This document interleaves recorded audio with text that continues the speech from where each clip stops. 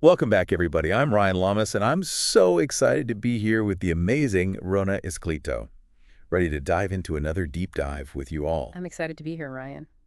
Today, we're tackling a really fascinating topic, um, health and fasting. That's right. We're going to try to make it easy to understand. Yeah, like we're explaining it to a fifth grader. Exactly. So before we jump in, I just want to remind everyone to check out our YouTube channel, Yes. Thinkiverse Podcast, where we unlock knowledge across the spectrum every single day. Hit that like and subscribe button to stay in the loop. Absolutely. Okay, so let's get started. Let's start with the basics. What exactly is fasting? Well, fasting is basically just not eating for a certain amount of time. Okay. It gives your body a chance to use its stored energy. Okay, so like using its fat stores. Yes, especially fat. Got it. Hmm. You know, it's interesting to think that our ancestors, those hunter-gatherer folks, they actually lived this way, Uh-huh. going through cycles of feast and famine, Right. which is probably more in tune with our biology than constantly snacking all the time. I completely agree. We've always been told that we need to eat every few hours, but that's actually not really true. Our bodies are designed to handle going without food for periods of time. Yeah. In fact, eating too often can be harmful. So it's kind of like thinking about your body like it has a pantry. Okay, yeah. And when you eat, you're stocking that pantry.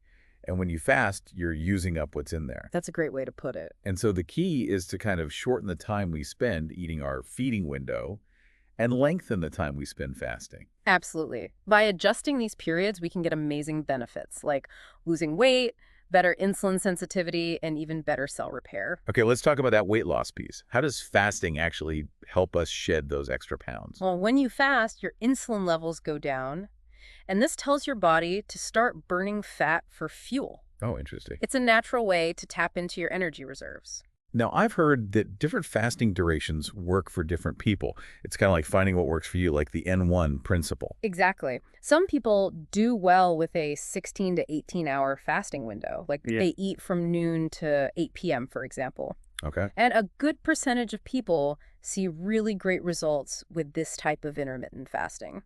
That's awesome. But what about if you're somebody who's struggling with more stubborn weight loss? Are there other approaches out there?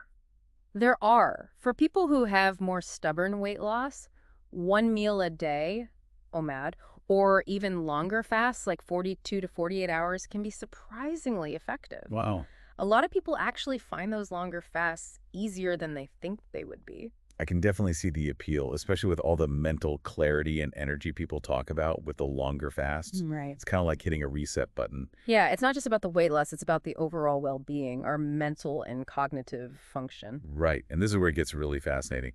During those longer fasts, this thing called autophagy happens. Yeah. Can you explain what that is? Autophagy is like spring cleaning for your cells.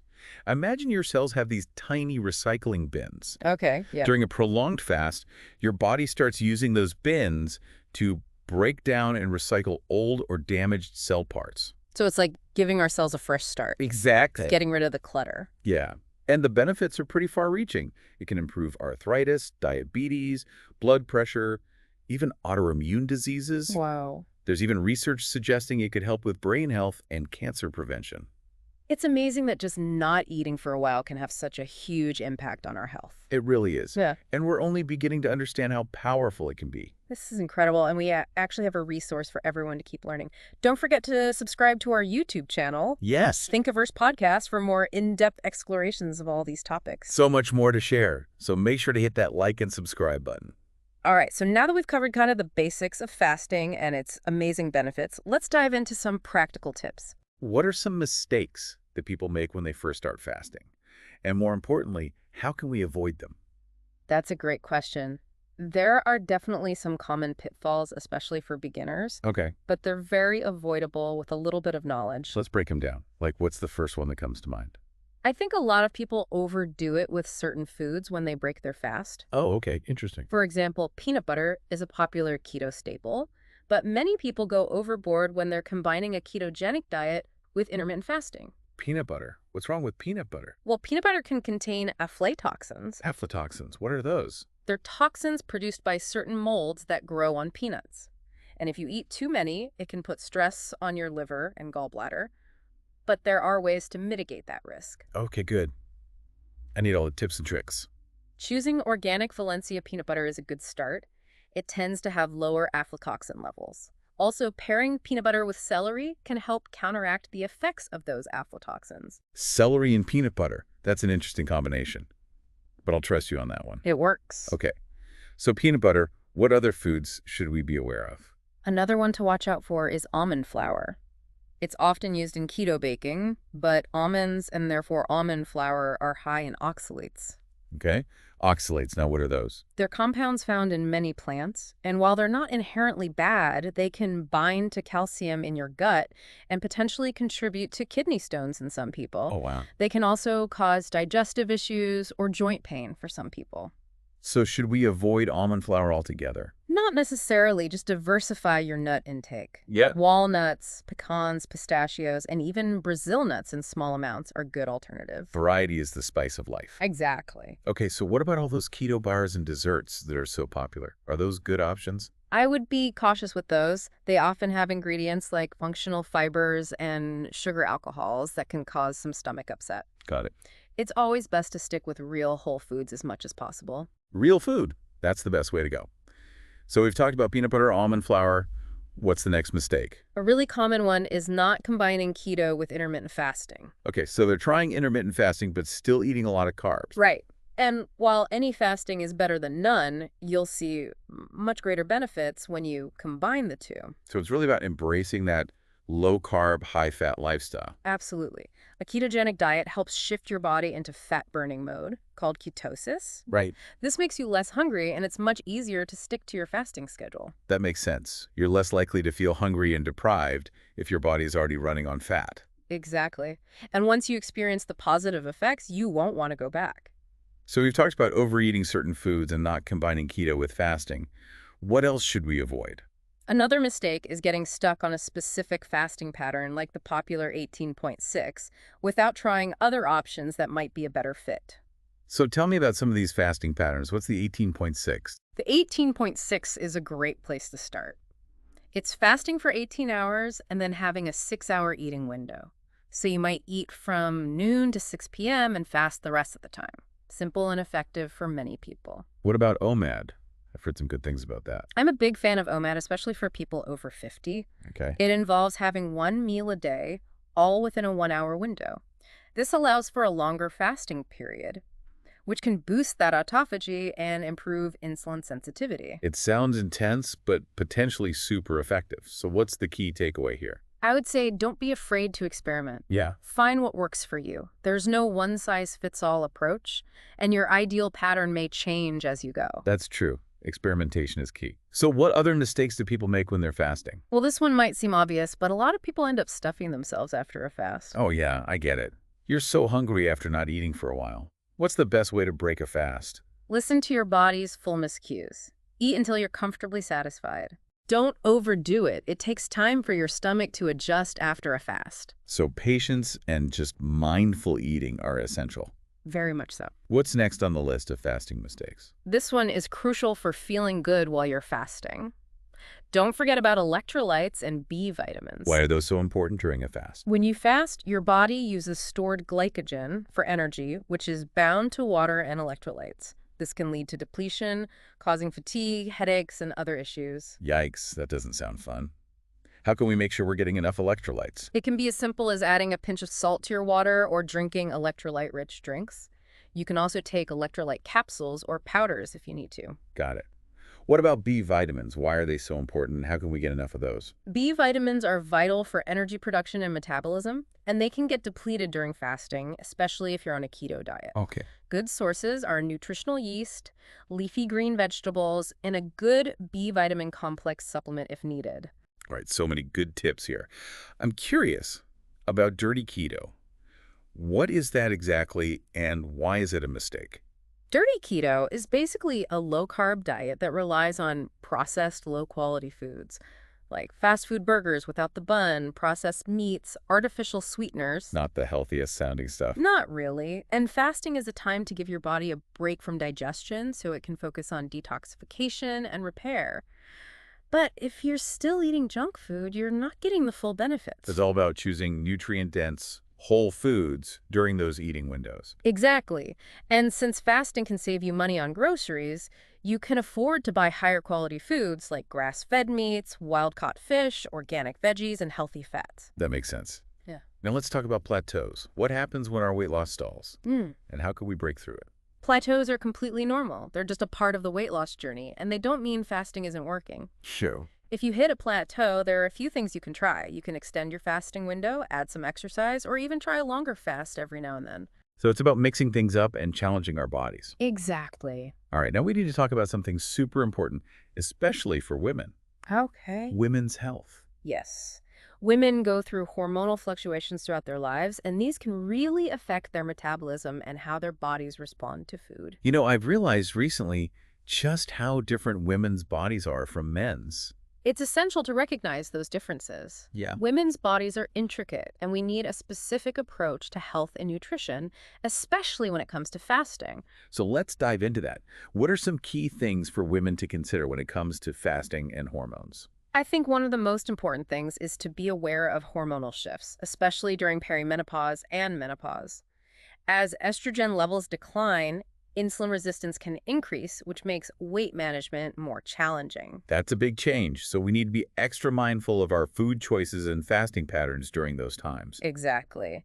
But the good news is that there are natural ways to manage these changes and support hormone balance. Well, that's good to hear. Tell us more about that. It all starts with understanding your body and the connection between what you eat, your emotions, and your hormonal health. It makes sense. We need to listen to our bodies. Exactly. But that's sometimes easier said than done, right? Definitely. We're constantly bombarded with messages about what we should or shouldn't do, and it can be really hard to tune it all out and just listen to what our bodies are telling us. You know, that reminds me of something. I was out for a run one day, and this older woman stopped me and said, "I bet it's amazing to live in your body." Wow. Such a simple statement, but it had a huge impact on me. I can see why. It made me realize how important it is to appreciate and really honor my body. It's a beautiful story, and it highlights how important it is to connect with our bodies. So what are your final words of wisdom, especially for the women out there who are going through these hormonal changes? Prioritize your relationship with your body. Understand how your hormones work and how they affect your energy, your mood, your metabolism.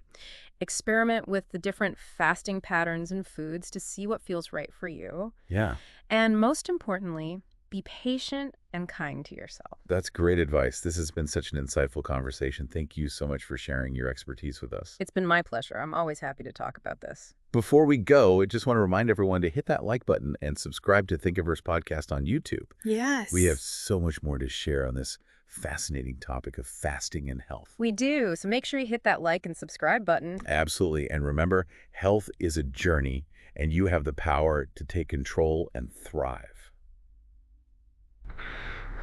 Welcome back, everyone. We're diving right back into our deep dive all about health and fasting. Now, are there any downsides to fasting? Or like times when it might not be the best idea? Yeah, for sure.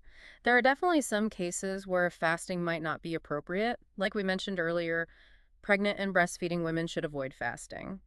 And it's also not recommended for people with eating disorders unless they're working closely with a healthcare provider. Okay, that makes sense. What about people with diabetes? I've always heard they need to eat regularly to manage their blood sugar. That's a pretty common misconception, actually. When it's done right and under medical supervision, fasting can be really beneficial for people with both type 1 and type 2 diabetes. Really? Yeah, it can help improve insulin sensitivity and blood sugar control. Huh, that's interesting. It just goes to show, there are always exceptions, and it's so important to talk to your doctor before making any big dietary changes. Absolutely. So let's shift gears a little bit. Have you heard about this trend of women adding meatballs to their diet for weight loss? I have, yeah. More and more women are making meatballs a regular part of their weight loss journey. Meatballs? Mm. That's interesting. They're focusing on protein intake and finding that it helps them feel fuller for longer and keeps their blood sugar stable. So it's all about the power of protein in those meatballs. Exactly. Protein is super satiating. It plays a key role in regulating blood sugar, which is really important for weight management. But there's a little caveat here. Okay, I knew there had to be a catch. What is it? Not all meatballs are created equal. It's important to choose high-quality, clean protein sources. Okay, so what should we be looking for when we're choosing meatballs? Opt for meatballs made with grass-fed beef, ideally hormone-free and antibiotic-free. And as always, remember to diversify your diet. Don't just eat meatballs for every meal. Meatballs in moderation, quality over quantity. So this whole discussion about protein and blood sugar makes me think about calorie counting. Is that still a thing, or is there a better way to approach nutrition? Calorie counting can be a helpful tool for some people, but I don't think it's the only way. I find that focusing on blood sugar balance is more effective and sustainable in the long run. Okay, blood sugar balance. Why is that so important? When your blood sugar levels are stable, you'll have fewer cravings, more consistent energy, and just feel better overall. It's about avoiding those big spikes and crashes. That makes sense. Yeah. So how do we achieve that blood sugar balance? Is it just about what we eat, or are there other things that play a role? It's definitely a combination of things. Choosing foods that don't spike your blood sugar quickly is key. Think protein, healthy fats, and fiber-rich vegetables. So it's not just about avoiding sugar, but also about including the right nutrients to help keep things stable. Exactly. And don't forget about fasting. Fasting can actually help reset your body's insulin sensitivity, which makes it better at regulating blood sugar. Another win for fasting. I'm curious about your personal approach to health and nutrition. What works best for you? I really believe in bioindividuality. What works for one person might not work for another. For me, it's about finding a balance that I can stick with and that supports my energy, mood, and overall well-being. Balance is a great word for it. Yeah. So what does a typical day of eating look like for you? I usually start my day with a cup of coffee with collagen powder and a splash of cream. And I try to delay breakfast as long as possible, often having my first meal around 11 a.m. or noon. So you're incorporating intermittent fasting into your routine. Absolutely. It's become a staple for me. And when I do eat, I focus on high-quality protein, healthy fats, and lots of fiber. Sounds delicious and nutritious. What about exercise? How does that fit into your overall approach? I like to mix things up. Some days I'll do cardio in a fasted state. Okay. Other days I'll lift weights and make sure to have some protein before and after. So it's about listening to your body and adjusting based on your needs and goals. Exactly. And don't underestimate the importance of rest and recovery. Rest is just as important as exercise and good food. Definitely. So let's go back to the topic of toxins for a minute. We talked about toxins and oxalates, but what about all the other toxins we're exposed to every day? How can we minimize that? That's a great point. We live in a world full of toxins. It's impossible to avoid them all. But we can definitely take steps to reduce our exposure. All right, give me the inside scoop. What can we do? Start by paying attention to the products you use on a daily basis. Choose natural, non-toxic personal care products, cleaning supplies, even cookware. So it's about making conscious choices and reading labels carefully. Exactly. And remember, food can be powerful too. A diet rich in antioxidants and fiber can help support your body's natural detoxification systems. Food as medicine. I love that. Now, you've mentioned the FDA a few times. What role do they play in all of this? The FDA is responsible for regulating food and drug safety in the United States. But they've faced some criticism lately for being slow to respond to emerging science and for their close relationship with the food industry. What are some of the concerns surrounding the FDA? One concern is this GRAS designation, which stands for Generally Recognized as Safe. Often the FDA relies on research that's funded by the food industry to decide if an additive is safe or not. And it can take years or even decades for harmful ingredients to be removed from the market. So it seems like we can't always count on the FDA to protect our health. That's why it's so important to be informed and to advocate for ourselves. Read labels, do your research, and choose whole, unprocessed foods whenever possible. Knowledge is power. So for our listeners who are maybe feeling overwhelmed with all this information, what would you say to them? Take it one step at a time. You don't have to change your whole life overnight. Start small. Maybe push back your breakfast an hour. Add more veggies to your meals. Small changes can add up to big results over time. Love that. Small changes, big impact. Before we move on, I just want to remind everyone to like and subscribe to Thinkiverse podcast on YouTube. We'll be back with more insights on this fascinating topic in just a moment. It's so important to remember that health isn't about reaching some perfect end state. It's an ongoing process. Totally. It's all about making choices that make us feel good, both physically and mentally. Now, before we wrap up this deep dive on health and fasting, there's one more thing I wanted to touch on with you. Okay, sure. What is it? We've talked a lot about the physical side of health, but what about the mental and emotional side? Especially when it comes to body image. Oh, that's such a good point. I think that's something we all struggle with to some extent. Hmm. How do we cultivate that positive relationship with our bodies in a world that's constantly telling us what we should look like? Yeah, it can be tough. Hmm. A lot of us struggle with self-acceptance. We're bombarded with all these images of what we're supposed to look like, and it's so hard to ignore that. It really is. And those images often represent such a narrow and unrealistic ideal. We need to remember that bodies naturally come in all different shapes and sizes, and that diversity is beautiful. So true. How do we start to shift our mindset, though? Like, how can we focus on what truly matters, our health and well-being, instead of chasing after some impossible ideal? I think it starts with being more aware of the messages we're taking in, like recognizing that those picture perfect photos we see on social media are often heavily edited and filtered can help us put things into perspective. Yeah, it's easy to forget that, especially on platforms like Instagram, where everything seems so perfect. But what about real bodies? Like, what's actually normal and healthy? Right. That's where it gets tricky. We've been conditioned to believe that being thin automatically means you're healthy and beautiful. But the truth is, there's a huge range of healthy body shapes and sizes. Trying to force ourselves into some narrow mold can actually be harmful, both physically and mentally. So what's the solution? Hmm. How do we change our thinking and focus on health and well-being instead of chasing some unrealistic ideal? I think a big part of it is disconnecting from those external pressures and tuning into our own internal cues. What does my body need to feel good? What foods give me energy? What type of movement do I actually enjoy? It's about asking ourselves those kinds of questions. It's about honoring our individual needs and preferences Yeah. rather than trying to fit into some box. Exactly. And remember, it's a journey. It takes time to unlearn those ingrained beliefs and build a more positive body image. So be patient and kind to yourself. Patience and self-compassion, those are so important. It's not about being perfect. It's about embracing who we are. Absolutely. And if you're finding it hard to work through these things on your own, don't be afraid to ask for support. Talk to your friends, family, or even a therapist. It can make a world of difference. There's so much power in being vulnerable and sharing our struggles with others. It reminds us that we're not alone in this. And speaking of support, don't forget that we have a wonderful community over on our YouTube channel, Thinkiverse Podcast. Yes, if you're enjoying this deep dive, come join us on YouTube for more conversations like this. We have tons more to share, and we can't wait to connect with you there. So, Rana, as we wrap up this deep dive into health and fasting, what's the main thing you want listeners to take away? I would say this. Health is a journey, not a race. It's about making choices that feel right for you, that support your well-being, both physically and mentally. And maybe most importantly, it's about celebrating who you are, that unique and beautiful individual. That's such a powerful message. Health is a journey, not a destination.